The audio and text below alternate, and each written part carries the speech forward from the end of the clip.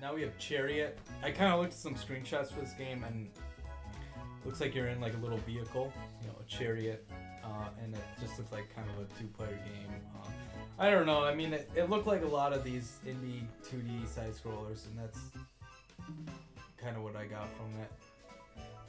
Again, not trying to knock it. I haven't even played it, but there's like a style, a lot of kind of like a simplified but like kind of cutesy style a lot of these games go for, and it's definitely trying to kind of be reminiscent of 16-bit games, but it also looks distinctive of like this generation too.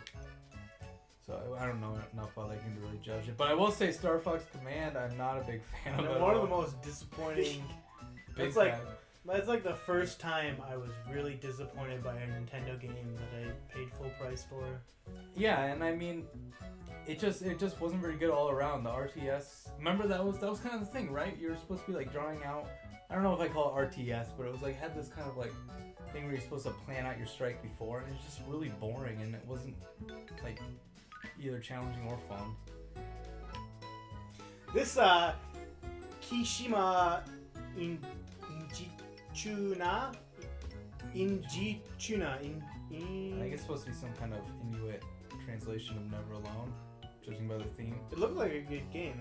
Yeah. It looks like it's worth $6 at least. Yeah, the graphics in it looked really cool, and it could even be worth $15. I like the design of the enemies in this from the trailer that we watched. Yeah, I mean, I actually think like this. Now you're saying that it was only $6, like knocked down from $15. It's one of those where it'd be like $15. I don't know, but maybe that's one that we should check out. SteamWorld Dig is it's a steaming pile of dig, if you know what I mean. I got that for free. One of my friends bought a Humble Bundle and it came with it, and you had told me how much you didn't like it. I didn't. I said to myself, I gotta see how bad this game is, and let me tell you, it's I wouldn't pay $5 for it. I wouldn't pay $1 for it. No, I heard this game so hyped up, and it's one of those games that was hyped up enough to get like releases on so many consoles, but when it came down to it, and it was reviewed well too, but it was just like one of those definite like kind of mobile games, and I think mobile cell phone games should stay on that console. Like I don't like playing these kind of games even on my DS. They shouldn't be $10. I wouldn't pay. No, it just seemed like you're doing all that kind of boring like.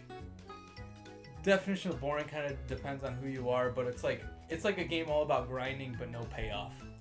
I feel like I played it and it's like whoever made it, Image and Form, someone there was like, well, it's big, Minecraft, let's make it 2D, but they did that, and the Terraria is already such like and Starbound are already such great versions of like a 2D like Minecraft. This is just so simplified. This is like, Dig. It's like, why bother? I just feel like it wasn't rewarding. There's no payoff. It feels like, I played a Flash game version of this where I was a miner and you go down and you pick up gems and you come back to the surface to buy upgrades, and that's all you do.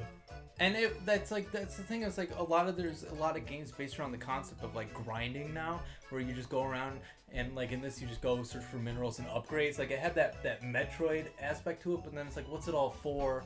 And it's just like I didn't have any fun really with it, because it's like when you put all these components together in like exploration game like Metroid, where you're going around, maybe like if Metroid had something where you had to go around getting resources and stuff like that, and getting these power-ups, but then you're doing it so you can progress through the game and go fight bosses and just go explore more.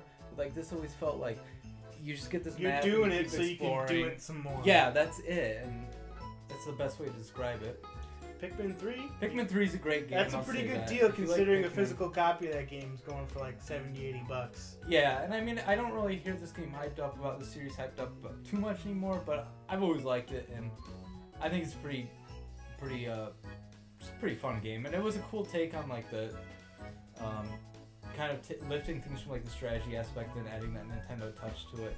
It was like fun, but it wasn't super memorable to me, but it was definitely I was entertained by it. Art of Balance, I've heard good things about this game actually, but it's a puzzle game. It looks like a Flash game made 3D. Yeah, and it doesn't really have... $5 is a fair price. it doesn't really have its like own identity going. It just kind of looks like, hey, you get what you pay for. You want to balance some stuff, you got it. Trine 2, how do you feel about this series? I don't know much about it. It's kind of just been Well, it was like outside it of looks my radar. pretty. That's like the thing, isn't it? Like the kind of like purple trees and vibrant colors. I don't know. That's what I think about Trine. I've never played one either. So I can't really say much about that. Wonderful 101 is another pretty decent game at a pretty decent price. But I mean, for a while, like I bought a physical copy of this game for $20, like a long time ago. Pretty early, pretty soon after it came out, just because it didn't sell well. But I mean, it might be one that's more expensive now. It was a fun game, but it had some learning curve, and that's pretty much all I remember about it. I didn't get extremely far into it. You a Mario Golf fan? Mario Golf, the thing is, if you have any sort of attention deficit, maybe not an attention deficit disorder, but any sort of attention deficit, you and your friends are not going to be able to sit through a full game of Mario Golf. Like, it's a good golf sim, but if you're not cool with just sitting on a couch waiting for 5 minutes for your friend to set up their shot, don't get it. Kind of complements well with Mario Tennis, because that's more of like the one for the opposite end of the spectrum, don't you think? Yeah, that's fast paced, and it's like you're either a Mario Tennis fan or engaged. you're a Mario Golf person. Yeah, I got Mario Golf on the GameCube based on the fact that, we were all having fun with Mario Tennis. I'm like, well, let's get another Mario sports game. And I think you forgot to look at what sport it was based on. I convinced one person ever to play it with me, and that was Mike. And it was just kind of like the only time, and like I realized even though I forget how much I paid for it used. The tag's probably still on. I could probably check this on for I me. think it was like $5 or something, wasn't it? And yeah. If you like Mario, yeah, I don't know. If you like golf games, try it out. I played through all Child of Light. It was okay. One of those indie Ubisoft games. Yeah, it's like kind of fake indie game. I didn't like how it was all written in the poems. I didn't like that. I would have taken just a straight original story over that. The art, graphics were cool. It was like I was enjoying it enough to beat, but I did not like how it was written, and I didn't really get into the story too much. Battle system, I don't know. It definitely felt like a indie game, and I don't know. I was kind of hoping. I was one of those games where I was definitely hoping for something more when I heard indie RPG. It's all side-scrolling 2D. You kind of have free range wherever you want to go because your character flies. So isn't it kind of like Paper Mario? Yeah, it is the battle system, but when you're just exploring, it kind of feels like you're just kind of going around in like a pretty screensaver. The battle system was like you would like flash kind of lights on enemies to stun them, and there was like half real time, so it was kind of like Paper Mario. Black we haven't looked at, but that thumbnail kind of looks like a butt. Yeah. Black, I don't know. It sounds like a noise a butt would make. It's like the villain. Black is the villain from Super Paper Mario, right? Maybe. Count Black? We didn't really play much of that. That's the one we should get on. I think there's multiple pages of Cyber Dealer. We're gonna go over all of them. We got 3 more, so we might as well finish. It's like we're already at always almost cut a this. 30-minute video. Yeah, do multiple parts. Yeah, I mean, we watched the Little Inferno trailer earlier. But Little Inferno, it didn't look. The trailers didn't tell me much about the game, so I can't tell you. It's either like they didn't tell you much about the game, or it told you everything, and then you're just kind of questioning like. It's got this aesthetic What to is it it though really that about? I'm tired of, where it's like that 50s toy company thing that like Ren and Stimpy really had going for it, like Log, Yeah. like Whammo. Yeah. I think it's like way overdone, and You see here that it's got BioShock had that to the max. Fallout, you're saying earlier. it's like let's move on to the 70s or something for our Papa aesthetics. Yeah. But other than that, it just pretty much kind of went on this whole like, hey, you burn stuff, and if you like watching stuff burn, it just seemed like it was aimed for like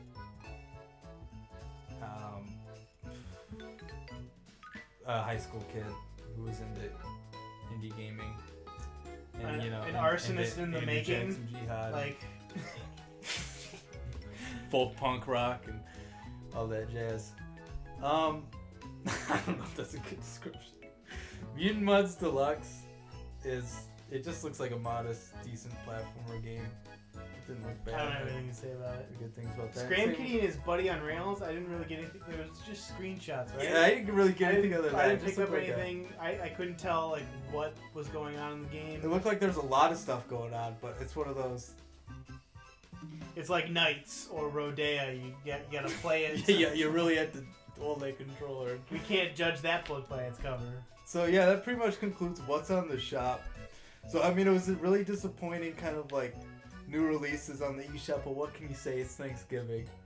Maybe they should update everyone it a day or at two Nintendo ago. went home early. Yeah, you can't blame them for that. Next week is gonna, I'm really. Wasn't it like the update didn't even come out at the normal time, did it? That one game, the jump rope one, was out at like 8 when I checked, and I think usually it updates around 11, whatever time zone, might depend on the time zone, but we're 11 Central. Yeah, and all I gotta say is, what was the other Crazy Racers came out Konami Crazy at the Parts. normal time, so at first I thought that was the only one.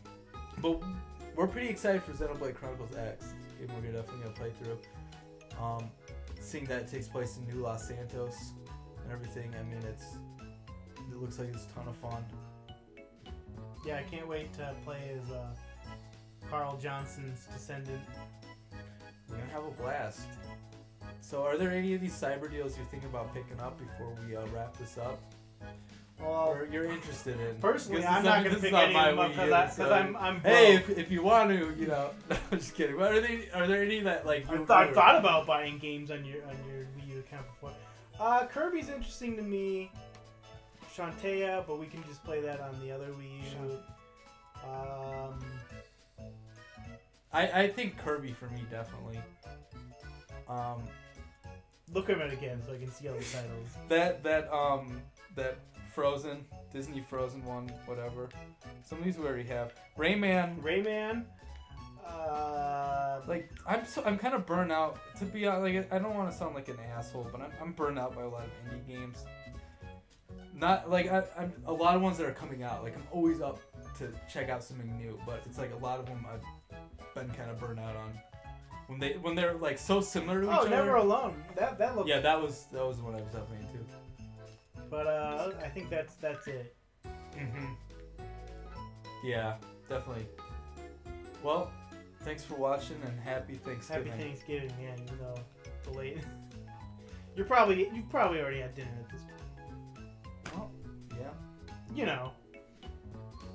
What are you thankful for? I'm thankful for Richard Garriott's vision of Earth from space. I'm thankful for Cliffy B bringing chainsaw guns to the mainstream. I'm thankful for John Carmack bringing virtual reality to reality with the Oculus Rift. You can't top those. You can't just. Those are 3 amazing things that are happening and they're all related to the world of gaming. So I think that's a good way to sum it up. It's a holiday where you're supposed to be thankful for everything. Everybody who's close to you, and these are people that are helping better our lives. And Nintendo's pretty much my family. They raised me. Nintendo is your family, and all these people are so related to Nintendo. And yeah. That Doom came out on the Super Nintendo. So Ultima was on the Super Nintendo. There's several Ultimas on the Game Boy. And then Cliffy B has. He's probably played a Mario game before. Yeah, Jazz Jackrabbit's a platformer, so it might as well be on the Nintendo. When I was reading Gabe Newell, you know who that is? Yeah. Gabe Newell's he made Steam and he made Half-Life. He does stuff like that.